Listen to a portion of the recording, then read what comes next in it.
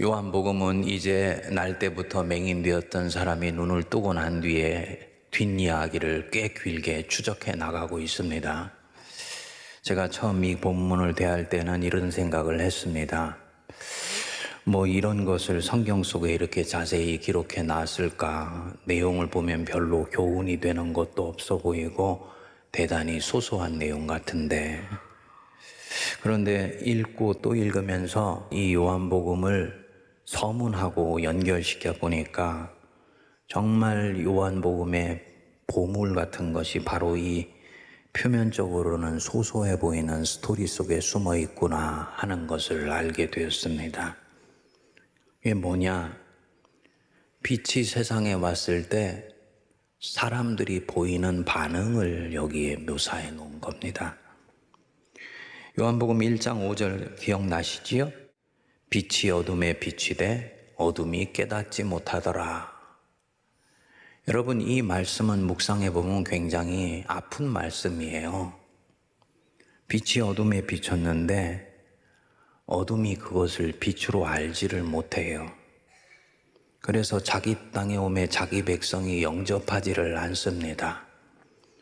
그리고는 그 빛이 싫으니까 그 빛을 십자가에 못 박으려고까지 합니다. 사도 요한은 맹인이 눈 뜨고 난 뒤에 이 꽤 긴 이야기에서 독자들에게 이 부분을 드러내 보여줍니다. 도대체 왜 어둠은 자신이 어둠인 것을 알지 못하고 그 빛을 거부했을까? 무엇이 어둠으로 하여금 빛을 거부하게 만들고 십자가로까지 빛을 몰고 갔을까? 그리고 바로 이어서 요한은 이 빛을 믿고 거듭난 사람 하나를 반짝반짝 보여줍니다. 바로 맹인이었던 사람입니다. 그가 자기 땅에 오매 자기 백성이 영접하지 않아야 했으나 영접하는 자, 곧 그 이름을 믿는 자에게는 하나님의 자녀가 되는 권세를 주셨다. 후반부에 이 말씀이 이루어진 사람입니다. 스토리는 대략 이렇습니다. 날 때부터 맹인되었던 사람이 눈 떴다는 소식은 예루살렘에 삽시간에 퍼집니다. 사람들이 확인하려고 달려가 보니 사실이거든요. 놀래며 그를 바리새인들에게 데려갑니다. 참으로 묘한 것이 예수님이 진흙을 이겨 발라서 그 눈에 바르고 이 사람을 눈뜨게 한 날이 하필이면 안식일이에요. 이것은 당시로서는 두 가지 점에서 안식일 전통을 어긴 겁니다. 첫 번째로는 안식일에 병을 고친 거지요. 생명이 위험한 경우가 아니면 안식일에는 치료 행위를 할 수가 없어요. 두 번째로는 진흙을 만들기 위해 반죽을 했잖아요. 안식일에 반죽하는 것은 노동행위이기 때문에 엄격히 금지되어 있는 겁니다. 이 두 가지를 예수님이 예루살렘 한복판에서 깨신 거예요. 좀 다음날 하시지, 그럼 당신도 좀 덜 고달팠을 텐데 하는 이런 생각이 듭니다. 예수님이 전통을 깨고 지금 이 일 하셨으니까 바리새인들 마음이 편하겠습니까? 이들은 예수님이 행하신 기적을 애써 부인하면서 묻습니다. 네가 어떻게 해서 보게 되었느냐? 그 사람이 진흙을 내 눈에 바르매 씻고 내가 보나이다. 지금 얘기 들으니까 안식일 어긴 것이 너무나 명백하거든요. 한쪽에서는 안식일에 이런 일을 한 것을 보니까 그 사람 하나님이 보낸 사람이 아니다 얘기하고, 또 다른 한쪽에서는 죄인인데 어떻게 이런 일을 하겠느냐 하면서 바리새인들 사이에 분쟁이 벌어졌습니다. 해결할 수가 없으니까 이제는 그 사람의 부모를 불렀습니다. 이 사람이 본래 맹인으로 났다는 게 사실이냐? 예. 그렇다면 지금은 어떻게 해서 보는 것이냐? 지금 진실을 애써 외면하는 모습이 보입니까? 부모가 대답하지요. 예, 맞습니다. 하지만 그가 어떻게 해서 보는지, 누가 그 눈을 뜨게 했는지 우리는 모릅니다. 성인이 되었으니까 그에게 물어보십시오. 사실 부모는 알고 있어요. 눈뜨게 한 사람이 누군지도 알고 어떤 방법으로 눈뜨게 해줬는지도 알아요. 하지만 대답해서 괜히 예수가 그리스도라고 고백했다고 오해받으면 큰 화를 당할까 봐 그냥 피해가는 것입니다. 묵상해 보면 세상살이에 달고 다른 부모이구나 알 수 있지요. 자식이 날 때부터 맹인이어서 부모 얼굴도 한 번도 못 보고 광명은 세상 못 보다가 이렇게 은혜를 입어서 눈뜨게 되었으면 절을 해도 수백 번은 할 터인데 그 은혜를 준 사람 고백하는 자체를 꺼리는 거예요. 바리새인이 이제 또다시 맹인되었던 사람을 부릅니다. 그리고 물어요. 그가 네게 어떻게 한 것이냐? 맹인됐던 사람이 지금 자꾸 명명백백한 진실을 자꾸 부정하고 되물으니까 답답해서 뼈 섞인 질문을 했습니다. 어찌하여 다시 듣고자 하나이까? 당신들도 그의 제자가 되고자 하나이까? 이들이 발끈 화를 내면서 말하지요. 너는 그의 제자일지 모르나 우리는 모세의 제자이다. 여러분, 여기까지 따라오면서 이 바리새인들이나 부모님들에 대해서 어떤 느낌이 드세요? 특히 바리새인 보면서 어떤 이미지가 떠오르세요? 지금 이들이 뭔가에 쫓겨 굉장히 초조하고 뭔가 때문에 지금 두려워하고 있는 것이 보이십니까? 애써 부정하고 싶은데 부정할 수도 없고 인정하고 싶지 않은데도 인정하지 않을 수도 없고 이러지도 못하고 저러지도 못하고 그래서 초조하고 두려워하고 있는 것 같아요. 죄악되면서도 연약한 인간의 모습입니다. 혹시 그 사람이 진짜 선지자고 진짜 그리스도면 어떻게 하지? 이런 초조함이 있어요. 그러면 우리가 지금까지 쌓아놨던 모든 것들이 다 무너져 버릴 텐데 이런 두려움도 있어요. 애써 부인해 왔기 때문에 또 포고령까지 내려서 지금 예수 믿는 것 단단히 봉쇄해 놨는데 만일 그가 진짜 그리스도 아니 선지자라도 되면 자신들 권위가 한꺼번에 땅에 떨어지는 것 아닙니까? 무엇보다도 여태까지 자신들이 믿어왔던 모세의 전통이 이제부터는 더 이상 진리가 아니라는 것이 드러나는 순간이잖아요. 이거는 생각조차 하기 싫은 거예요. 자신들의 신념이 부정당하는 순간이니까. 빛이 어둠에 왔는데 왜 어둠이 빛을 깨닫지 못하냐? 요한은 그 이유를 지금 이 이야기를 통해서 말해주고 있는 것이지요. 어둠인지 몰라서 깨닫지 못하는 사람도 있지만 바리새인의 경우는 다르다. 이들은 깨닫지 못한 거 아니다. 이들은 알고 있다. 이것이 빛이라는 거 알고 있다. 하지만 빛을 인정하는 순간 여태까지 자신들이 살아왔던 삶이 어둠이 되어버리는 그 자체가 싫고 그래서 자신들의 신념이 부정당하는 것이 싫다. 전자는 무지함이지만 후자는 죄악이에요. 둘 다 인간이 가진 연약함에서 나옵니다. 이들은 이미 이분이 하나님의 아들일지 모른다고 알고 있어요. 하나님의 아들이 아니면 이런 일을 할 수 있는 사람은 없다는 것 알아요. 아니 100번 양보해서 하나님의 아들이 아니라도 선지자일지 모른다는 것은 알고 있어요. 하지만 한사코 인정하지 않습니다. 인정하면 자신들을 지금부터 부정해야 되니까. 자기를 부정하는 것이야말로 사실은 예수님을 따르기 시작하는 출발인데 그거 하기 싫은 거예요. 자신들에게 익숙한 삶을 떨치고 나와야 되니까 그거 하기 싫은 거예요.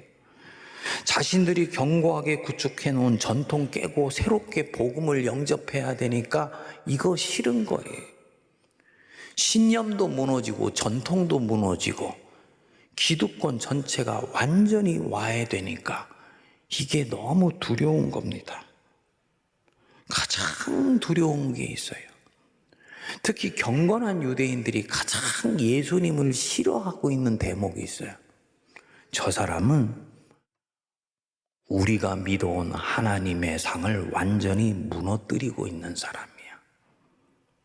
보세요. 아까 얘기했듯이 예수님이 하필 안식일에 이 맹인 뜨게 했다고 그랬지요? 일부러 이렇게 하신 거예요. 이번이 한 번이 아니고 전에도 그러셨어요.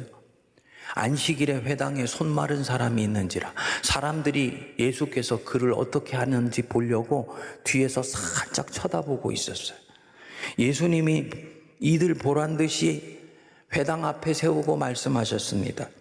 안식일에 선을 행하는 것과 악을 행하는 것, 생명을 구하는 것과 죽이는 것, 어느 것이 옳으냐 하시고는 이 사람을 고치셨어요. 일부러 안식일에 이렇게 하신 거예요. 안식일에 진짜 참뜻이 무엇인지를 이 율법 전통에게 바르게 가르쳐 주시고 싶었던 거지. 여러분, 얼마나 바리새인들이 지금 기겁을 하겠습니까? 저 사람 지금 하나님의 명령을 어기고 있는 거야. 하나님이 분명히 안식일을 기억해서 거룩하게 지키라고 모세에게 말씀하셨어. 그 하나님을 지금 부정하고 있는 거야. 이렇게 생각되지 않겠습니까? 그러니까 이 예수님과 바리새인, 예수님과 유대인 간의 충돌은 도덕적 충돌이 아니에요. 이것은 엄청난 신학적 충돌이에요. 예수님과 바리새인은 믿는 하나님의 상이 달랐던 거예요. 바리새인의 하나님은 심판하시는 하나님, 안식일 안 지키시면 벌을 내리시는 하나님. 반면에 예수님의 하나님은 긍휼하신 하나님, 안식일은 생명이 쉼을 얻게 하고 회복하게 하는 날이라고 보시는 거예요. 그래서 사람은 말할 것도 없고 집에 부리는 노새도 쉴 수 있도록 부리지 말라고 말씀하셨던 거예요. 지금 전혀 다른 하나님이잖아요. 예수님은 사실은 성경 구약 39권에 나오는 모든 율법과 선지자의 대강령은 하나로 모아진다. 뭡니까? 하나님을 사랑하고 네 이웃을 사랑하라. 이것으로 모아지는 것인데 유대인들이 이 하나님을 완전히 왜곡하고 비틀어서 다른 하나님 섬겨왔다고 보시고 계시는 것이죠. 이건 내려놓으라 하니까 오늘날 우리가 볼 때는 예수님 말씀이 맞는데 당시 바리새인들이나 유대인 볼 때는 이것만큼 망령된 행동이 어디 있습니까? 선선히 받을 수가 없지요. 그래서 빛이 어둠에 왔지만 이 어둠이 빛을 거부하는 것입니다. 여러분, 전에 플라톤의 동굴의 우화 말씀드린 적이 있지요. 평생을 동굴 속에 갇혀 사는 사람들이 있어요. 이들은 벽에 비치는 그 그림자가 현실이라고 생각하고 살았어요. 그런데 한 사람이 우연히 밖으로 나가서 그 눈부신 태양빛과 참된 세상을 보고 돌아와요. 형제들한테 이 놀라운 세상을 빨리 보고 싶어서 흥분하면서 내어 달려왔습니다. 그런데 동굴 안의 사람들은 그를 믿지 않고 오히려 적대하고 배척하기까지 하네요. 플라톤이 여기서 가르쳐주는 진실은 명료해요. 뭐냐? 동굴 안에 있던 사람들은 여태까지 자신들이 살았던 삶을 부정하고 싶지 않다. 그림자가 현실이라고 보고 살았던 거 부정하면 이때까지 인생이 너무 허망하게 생각되니까 그거 계속 붙들고 가고 싶은 거예요. 그래서 진실이 나타났고 보이지 않는 것이 더 영원하다는 것이 이미 드러났는데도 인정하고 싶지 않은 것이죠. 옳다고 믿었다는 것을 놓아버리는 것이 너무 두려우니까, 새로운 것 받아들이는 것은 너무 고통스러우니까. 예수께서 이 땅에 오셨을 때 상황과 아주 닮아 있습니다. 오늘날 사람들이 예수님을 영접하지 않는 것도 사실이에요. 우리 산부 예배 드리는 성도님들 중에는 솔직히 아직 예수님 영접하지 않고 신앙을 탐색하시는 분들이 계시죠. 근데 제가 목회하면서 가만히 보니까, 야, 예수님 나한테 보여줘. 내가 왜 안 믿어? 이 말 제가 볼 때는 별로 진실성이 없어요. 안 믿어지기보다는 안 믿으려고 구실을 찾아내는 경우가 더 많더라. 2000년 기독교 역사상에서 교회가 잘못한 것들은 저보다도 더 많이 알고 있어요. 목사의 비리가 어떠니, 장로의 비리가 어떠니 하고, 교회가 사회에서 자그만한 거 잘못한 거 보면은 목사보다도 선지자보다도 더 흥분해서 얘기를 해요. 이건 뭐냐? 믿지 않는 이유가 다른 데 있는 거라는 거지요. 믿게 되면 이때까지 익숙해 있던 거 다 떠나야 되거든요. 이때까지 자기가 옳다고 생각하고 살았던 거 부정해야 되거든요. 눈에 보이는 세상이 전부인 줄 알았는데 보이지 않는 더 큰 세상이 있다는 것도 알아야 되고, 나는 이때까지 잘 먹고 잘 입고 잘 살기 위해서 달려왔는데 그것이 허망한 것이라는 것도 인정해야 되고, 내세나 천국이나 지옥 없다고 생각하고 현실만 보고 살아왔는데 내세도 있고 심판도 있고 지옥도 있으며 천국도 있다는 걸 인정하기가 싫은 거지요. 예수 믿는 사람들도 동굴의 이 우상 속에 갇혀 있는 경우들이 있습니다. 전에 말씀드렸지만 요한복음은 이미 교회 직제가 만들어진 주후 80년에서 90년 사이에 만들었다 그랬잖아요. 이미 예수를 믿는 사람 중에는 안 믿는 사람이 가졌던 그런 우상 다 버렸어요. 근데 교회 오니까 우상 하나를 새로 세운 거예요. 신념의 우상이에요. 이전에 내가 믿었던 하나님의 상에 갇히는 거예요. 그래서 지금 여기서 오늘 새롭게 일하시는 하나님을 찾는 것을 중요하게 생각하지 않아요. 오늘 우리 3부에 우리 찬양대 너무 정확하게 하나님 지금 여기에 계시는 거예요. 그럼 이 하나님은요, 어제 만났던 하나님과 동일하신 하나님이지만 새롭게 나에게 찾아오신 하나님입니다.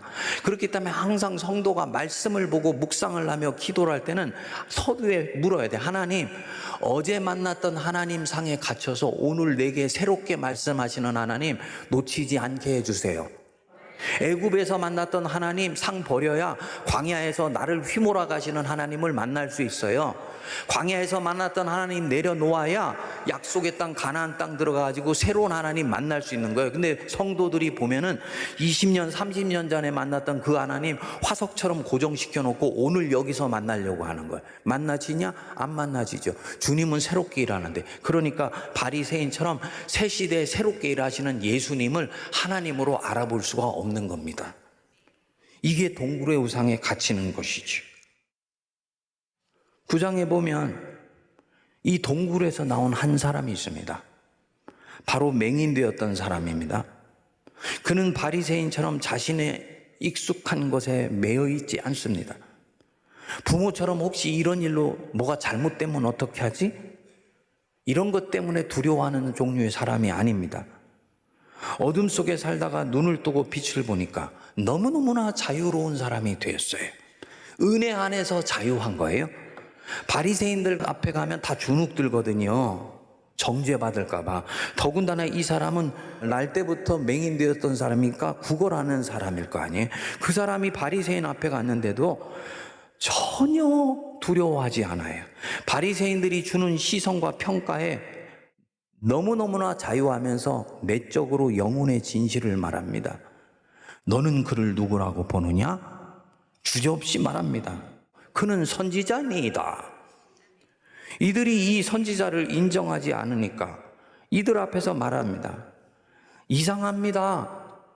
이 사람이 내 눈을 뜨게 하였으되 당신들은 그가 어디에서 왔는지를 알지 못하나이다.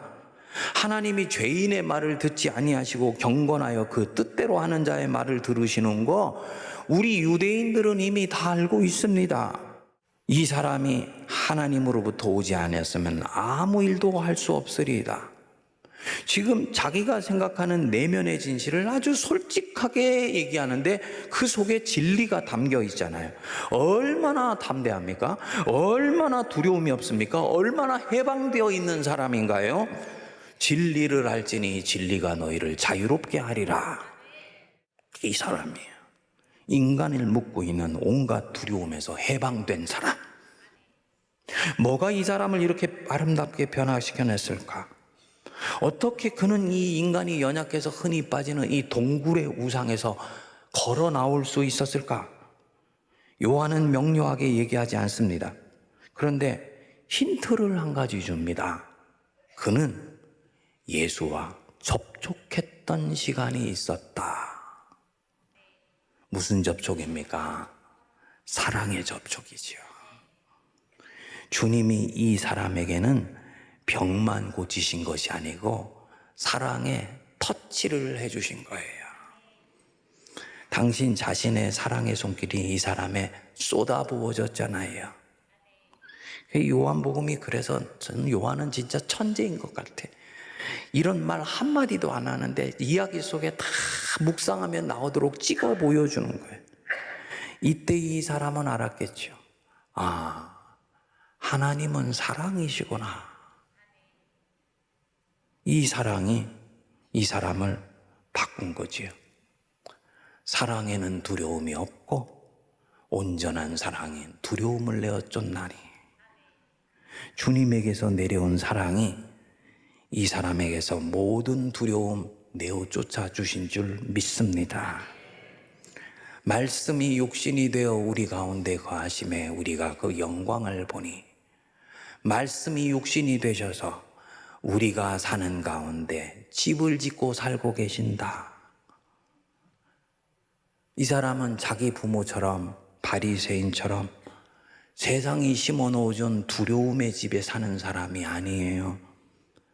주님의 사랑의 집에 시냇가에 옮겨 심은 나무처럼 옮겨와서 그 주님 계신 사랑의 집에 지금 살고 있는 거예요. 두려움의 집에서 사랑의 집으로 거처를 옮긴 것입니다. 그 사랑이 자신을 자유롭게 해주고 자신도 이제 이분 사랑하게 되었으니까 포고령이 뭐든 주께서 그리스도시니다 고백하는 거지요. 사랑하는 여러분, 여러분은 어디 사세요? 두려움의 집에 사세요? 사랑의 집에 사세요? 여러분, 두려움은 두려움을 낳습니다. 믿음은 믿음을 낳습니다. 사랑은 사랑을 낳습니다. 믿음이 두려움을 낳는 경우는 없습니다. 바리새인들은 빨리 알아차렸어야 합니다. 그러나 이들은 연약해서 그러지를 못했어요. 주님이 이들을 계속 놓고 했습니다. 사실은 이 세상에 오셨을 때 주님이 가장 기대했던 자들은 이 바리새인들이에요. 엄청난 잠재력을 가지고 있는 사람들이니까. 그런데 이들은 계속 거절했어요. 그리고 예수님은 알게 되셨겠죠. 아, 이들은 하나님을 수도 없이 말하지만 사실은 하나님을 사랑하고 있는 것이 아니구나.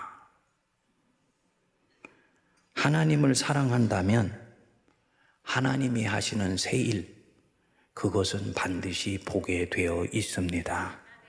그분은 과거의 하나님이 아니고 현재의 하나님이며 미래의 하나님이니까.